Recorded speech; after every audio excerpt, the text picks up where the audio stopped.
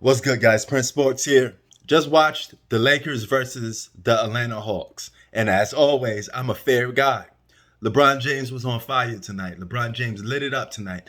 And every time I criticize or give credit to LeBron and the Lakers, it proves my point that I'm right even more, right? He scored 40 plus points tonight. Damn near almost had a triple double. You got other superstars in the league like Giannis, Luca, who's playing with less talent, still find a way to get their team W's because they playing dominant and effective basketball.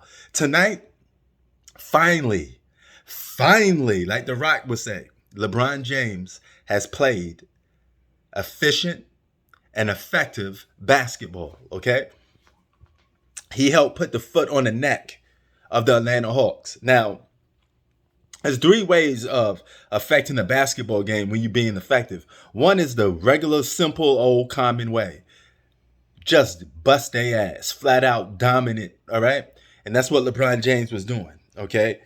He had everything and anything he wanted against those guys. See, but with performances like this, proves my point even more.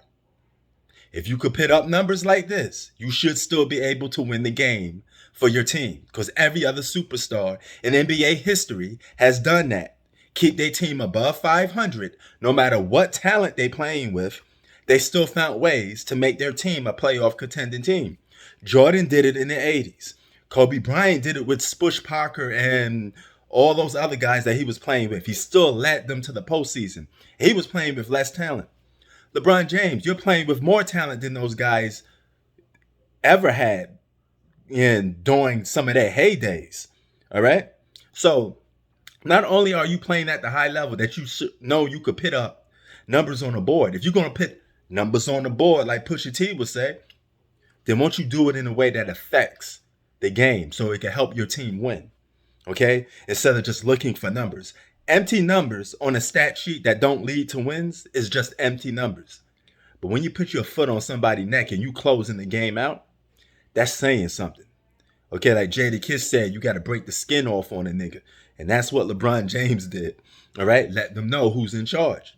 My game, my court. And I give him props tonight because this is what he did. He actually owned the Atlanta Hawks. He always has good games against the Atlanta Hawks.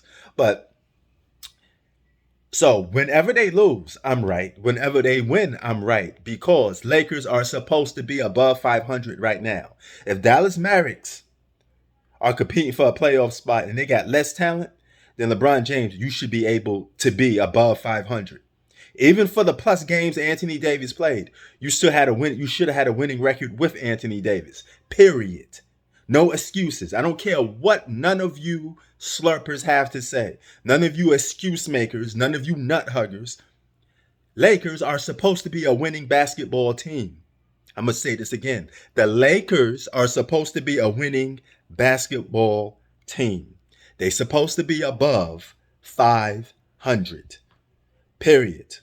Okay? A lot of those games that they lost was on the shoulders of LeBron James. You failed your team, but you didn't fail them tonight. Keep up the good performances, get your team above 500, and make the postseason like you said you was going to do. All right? I got no problem with somebody being great, but I don't want to hear no excuses. Somebody telling me, he's old. What you would expect from a 38? I don't give a fuck what age he is. If he's putting up numbers like this, that means he still could play at a high level. I don't care what your age is. Everybody's body is different. Some people's bodies break down. Now, could Jordan put up numbers like this at age 38 in this type of league? I don't know. Okay? I do know he still would have been putting up double digits. I do know that. Because when he was 40, he was averaging 20 a game. Okay?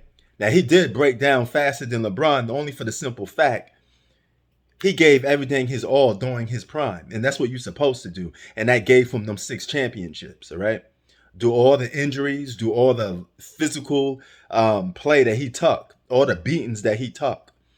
His body couldn't hold up for 20 years. But it's not about how long you're playing basketball. It's about what you're doing while you're playing basketball. It's about what you're doing when you are at your highest level in your peak. That's when you get judged at. All right? We want to see you when you're at your very great. And how can you take advantage of that? How can you become the best? Now, LeBron failed that, but you're still playing at a high level. So if you're playing at a high level, even now, I suspect you to be climbing up those ladder of greatness. You need another championship.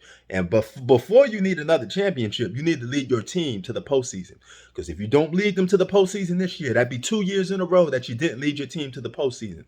But nevertheless, LeBron James, congratulations on having a good game tonight. Happy New Year's, everybody. And salute to LeBron James for playing good basketball tonight. You put a smile on my face. I want to see great players be great. I have no hate or no malice towards you. I just speak from the heart and I tell the truth. LeBron James, good tonight, man. Rocking in the hood, brother. I like what you was doing tonight. Keep up the good work. I'm out. Peace.